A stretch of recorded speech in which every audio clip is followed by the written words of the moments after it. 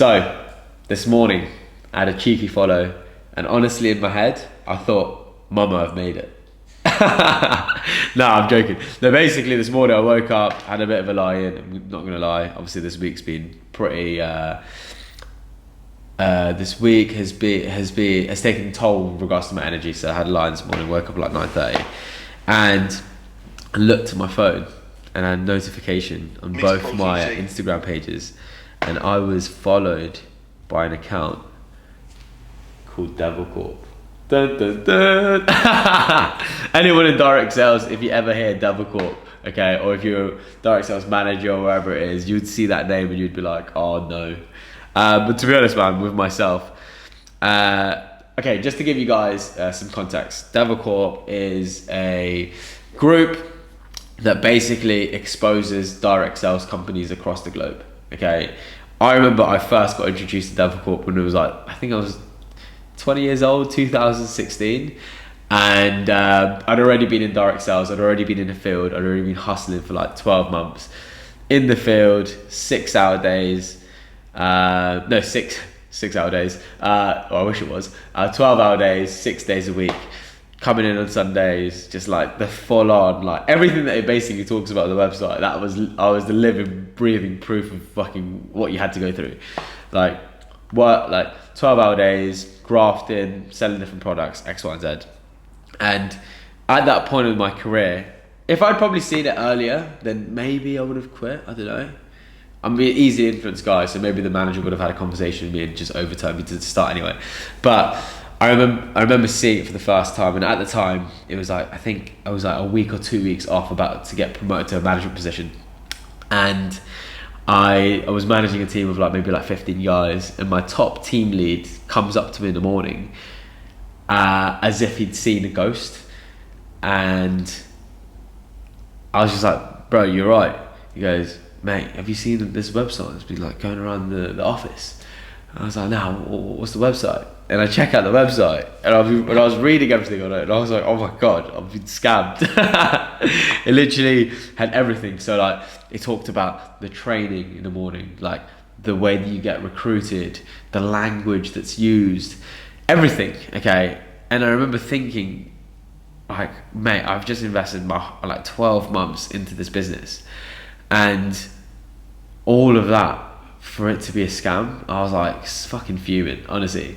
And I remember saying to John, I was like, look, I'm confused. I'm as confused as you, and I get what you're concerned about, because you've only been here for 2 months. I've been here for 12 months, mate. And I literally said, I was like, I don't want to like make any like sudden decisions, but I'm just gonna go up to Matt. I'm just gonna go up to the managing director, and I'll be like, what's actually going on with this? And the funny thing about it actually is, every single owner or director that I was networking with, like a load of them were on this website as well, and it's just like a photo of them with like devil horns like photoshopped on it. Oh man, it was so bad. I remember just going up to Matt, and I was like, Matt, bro, I was like, look man, I obviously respect you a lot, you've done a lot for me, however, like, is this all a scam? And he goes, what are you talking about? And I was like, mate, there's this website that's going around our office at the moment, and it literally says everything that we're doing. Okay, it literally says how people get recruited and everything. I was like, man, like, what's going on here? And he just had a really direct, if any of you guys have ever met or ever seen Matt Stewart, like, he's the most indifferent guy on the planet, okay? Super calm and collected. Coolest guy you ever know that doesn't try to act cool. And he was just like, okay, well, okay, what is a scam? What about it do you think is a scam? And I was like, I don't know, man. He goes, have you been making money? I was like, yeah, I'm making all right money. He goes, did I tell you that this was going to be easy? I was like, nah. He goes, did I tell you it's going to require for you to work really hard? He was like, yeah. He goes, do I work this as hard as you? I was like, yeah. He goes, have you been getting paid into your bank account? I'm like, no. He goes, have I charged you any money, okay, for any of my trading? I was like, no. He goes, it says that you're like a pyramid scheme, it's a scam, blah, blah. And he's like, what is it about it that you think is a scam or a pyramid scheme? And I was like, mate, it literally says on the website everything that we do, and everything is factual on there. He goes, but what about that's a scam? And I was like, I don't know. Oh, the managers don't get paid that much, blah, blah. He goes, you don't have control of your bank account, X, Y, and Z. And he goes, all right, cool, let me show you let me show you my business account. And he just showed me his business account, and he showed me how like all the money was going in and out. And I was like, okay, fair. I was like, so there is obviously money going in. And he goes, look, man, he's like, you've invested 12 months into this, you're in a really good position, you're in a better position than most people. I'll speak to John. We spoke to John together, and he goes, mate, it's just there's always going to be people that are going to doubt it, believe it, and I'm going to be honest with you, there are some examples of direct sales companies that probably don't do the right shit. He goes, but I do, and I feel like I've always done right by you, and I was like, okay, fair. So yeah, I was an easy close anyway. I was 19, really easy to influence. So I just had to listen to logic, and I just continued with the pattern, kept it going. And to be honest, it wasn't really that much of a negative for me. But it was just a bit of a ball ache, okay, running a direct sales office for a long time. And the reason why is because I felt like we always had to like it was always there, and a potential thing that can neg people out, okay, and get people to quit, because it nearly made me quit, okay. And I look back in time, and I actually think that the whole DevCorp exposing companies, like I honestly, that I was grateful for it because it was a ball ache. However, I believe that it was such a blessing in disguise from my part. And the reason why is because I remember seeing that for the first time, and I remember thinking, I was like, obviously I was completely in love with this opportunity because of what I'd already done for me as a person. Like, I liked the person I was becoming. I was way more confident than I'd ever thought I'd ever be. I was making good money as well. And I liked the responsibility of like leading and teaching trade people. But however, there was elements of obviously the business that I didn't really see until I looked at that website. Like the recruitment part of it, I was like, yeah, that definitely needs to change. I was like, the training, I was like, we expect so much from some people, and not everyone, like for me, this business model was perfect. Okay, I was not 19, 20, like 21, 22, 23, whatever it was. I was pretty young, and I didn't have any risks. Okay, I wasn't responsible for anyone.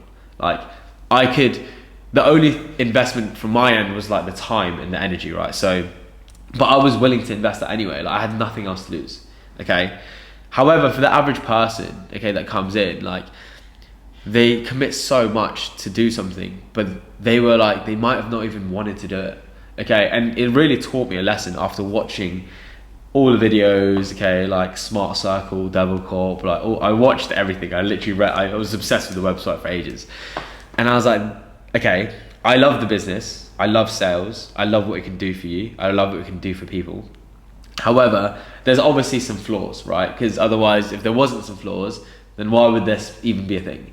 And the way that I looked at the industry was very simple. It was like, just like any business, okay, if you look at, I don't know, insurance companies or law firms or dental practitioners or some private health clinics, whatever it is, okay, there are going to be some really good examples of those types of businesses. How many like dodgy law firms do you hear about? Do you know what I mean? Sol, Breaking Bad.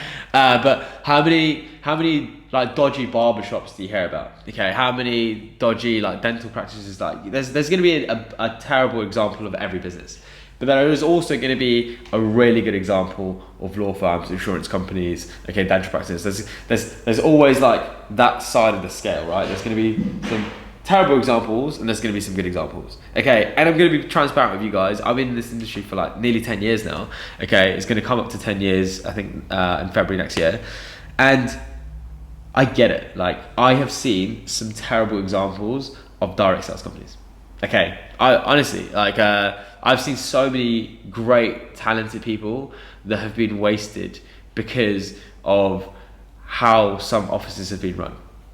And I have also seen some absolutely amazing examples, okay, of direct sales companies, and I've worked with some amazing people, okay, in my time that I've been here. But I've also worked with some people that I'm like, mate, like how did that person even get to the point where they're running an office? Like they should never run an office, okay?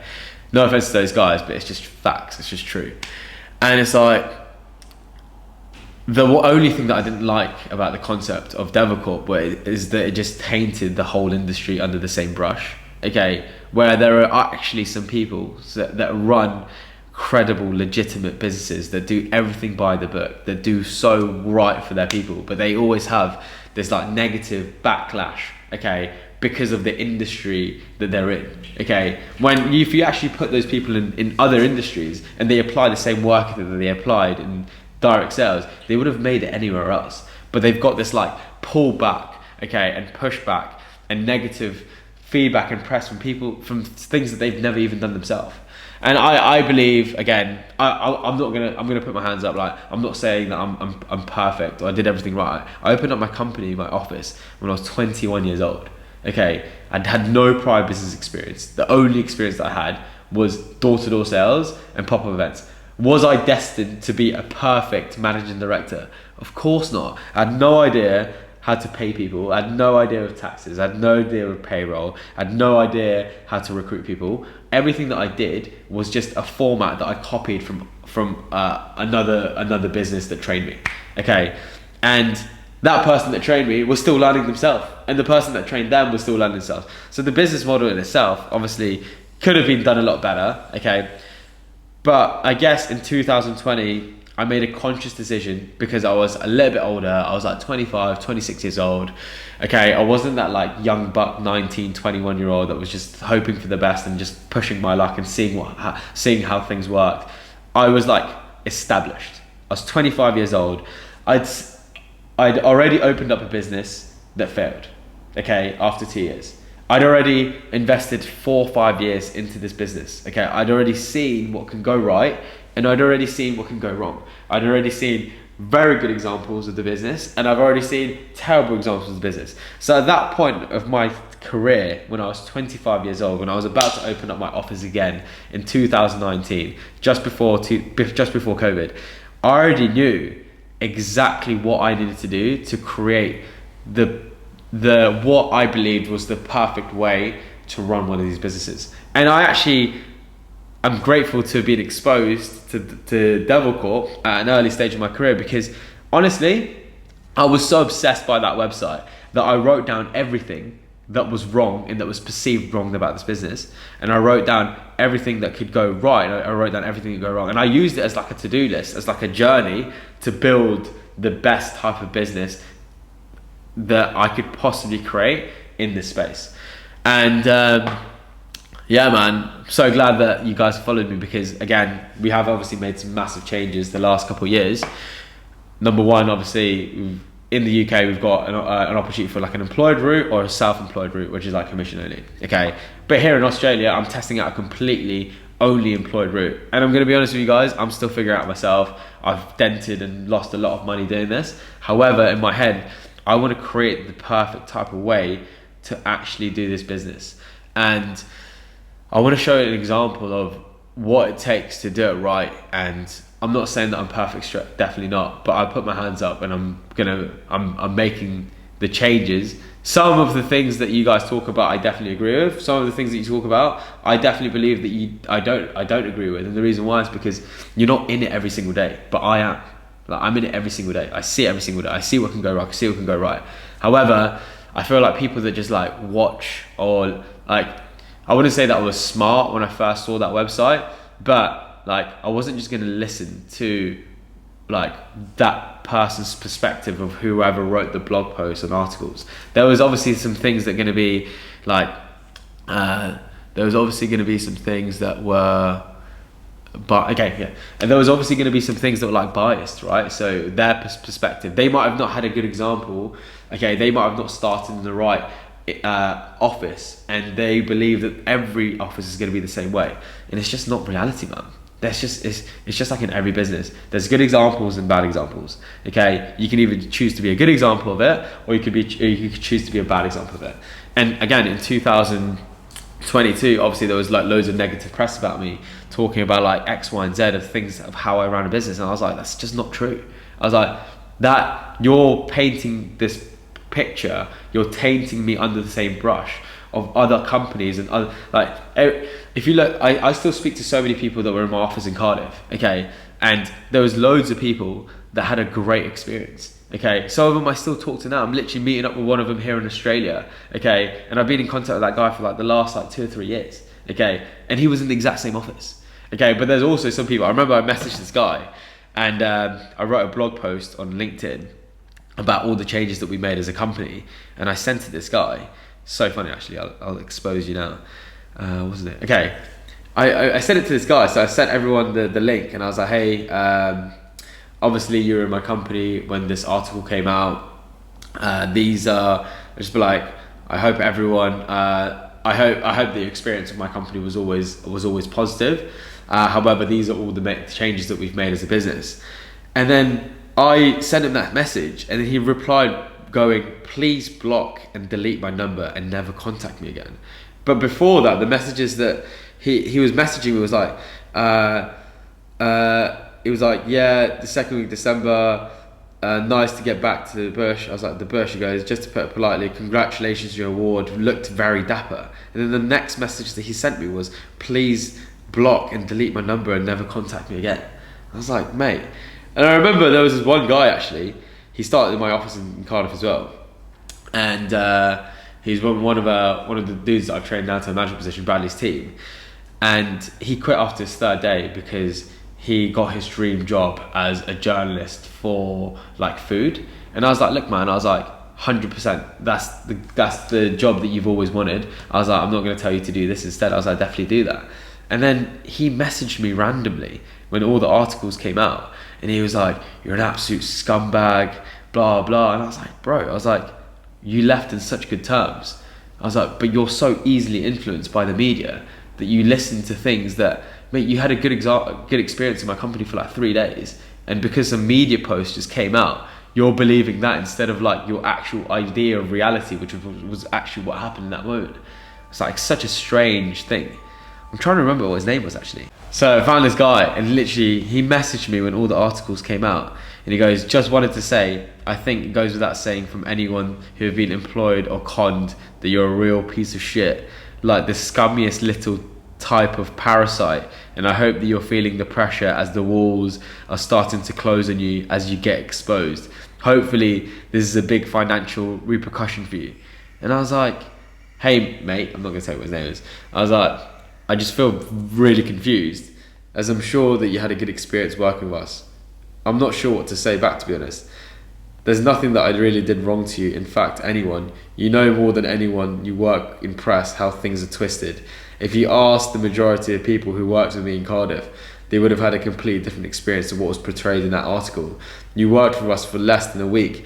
You mentioned that there was a better opportunity for you elsewhere, and we parted ways and left in good terms. I genuinely believe that you had a good experience working with ourselves, and I'm shocked that you even sent me that message. Nevertheless, as much as I'm saddened by your change of viewpoint, I still remember you as a good guy and wish you best of luck. But like before that, he goes, like the messages that he sent me, he's like, hey Roll, just had an email from Wales Online asking if I can go in for a face-to-face interview tomorrow, Thursday. Would this be okay? Obviously, I don't want to leave you in the lurk. And I was like, all good man, do your thing. Like super positive, like no, like he was asking me for like networks and stuff like that, and I was like freeing up my time, whatever time of the day that was. He messaged me for a network at 9:30, okay, and I replied back to him literally 2 minutes later saying, hey man, I was like, yeah, let's catch up tomorrow morning. Do you know what I mean? Like, and then he had and because he read an article or read something online that was negative, he seemed to believe that was what actually reality was, when some people just need to have a bit of a reality check, man. Whatever you read online isn't always true. Like, how many, I don't know, I'm not going to use this example actually, like, but how many, like, obviously there's a lot of news at the moment about like the one of the guys from One Direction like passing, right? And then there's like loads of like news, like fake news, everything's just clickbait all the time. Like, is everything that gets broadcasted online going to be true? Obviously not. Does that make sense? But if you are gonna see and if you are gonna see and listen or read the stuff that you see in like DevCorp or like the meme pages and stuff like that, just take it with a pinch of salt that there are going to be some companies that are going to be like that. And if you are in that type of company, then quit straight away. Go find another one. Go find another opportunity, because there are some good opportunities. There are some good companies that do it the right way. And yeah, you just need to ask yourself, like, the people, like, there's only three things that I asked myself when I saw that, when I saw that website. Number one was the person I'm working for. Like, do I actually believe in what they're talking about? Like, Matt Stewart is a great guy. Like, everything that he spoke about, I'd seen the work ethic, I'd seen the vision. Like, he wasn't just chatting shit. He was like, everything that he was waking up earlier than everyone else. He was staying later than everyone else. He was planning. Like, he believed in what he was talking about, and I believed in what he was talking about because he was showing me how to do it on a day-to-day basis. So that in itself was like reality in my eyes. The next thing was, I was actually making really good money. Like, legit, I was 19, 20 years old, and I was making an average of like 600 to sometimes 800 to sometimes $1,000 in a week. I was like, that was good, man. Like, that was more than I was going to get paid in any other 9-to-5 desk job that I was destined for anyway. Okay, and the next thing was, I also understood that there was a difference between like the workforce and whether you're an employee or whether you're a person that is looking to build a business. And I looked at direct sales as such a good vehicle for me because I wasn't smart enough to create my own business. Okay, I didn't have like an amazing idea. Okay, I knew that I was driven and I knew that I wanted to learn. And if there was somebody that was willing to teach me everything of what it took to get there, then I was willing to take that on board. Okay, and is the business model perfect? Like, definitely not. Like, are there loads of people that do really well? Of course there is. Are there loads of people that do terrible? Of course there is. Are there examples of business owners that open up their office and do terrible and shit? Of course there is. But that's just every business, man. Like, I don't know the exact stats of how many businesses actually fail in their first year, but I'm pretty confident to say that there is a ton of businesses that fail in their first 2 to 3 years. It's exactly the same as direct sales. However, it's always in your control, but the market in direct sales is always in demand, and the reason why is because at the end of the day, the concept behind what we do is just teach and train salespeople. Recruit top talent and teach and train salespeople. And however way that you want to recruit people and train people is down to yourself, but I always felt like there's always the right way to do something and the wrong way to do something. Sweet. So yeah, thanks for the follow, DevCorp. Hopefully you follow my journey. We've made some big changes. If there's anything that you don't like, then I'm a good student. Okay, let me know. Hit me up. If there's things that you do like, then I'd also appreciate you for you to shout me out as well. But other than that, peace and love. Thanks for your time, guys. Went on a bit of a tantrum in this video, but that's just how I feel and how I think, and that's what I'm going to be exposing you guys to, and all of the challenges that I face running one of these businesses. Sweet. Peace out.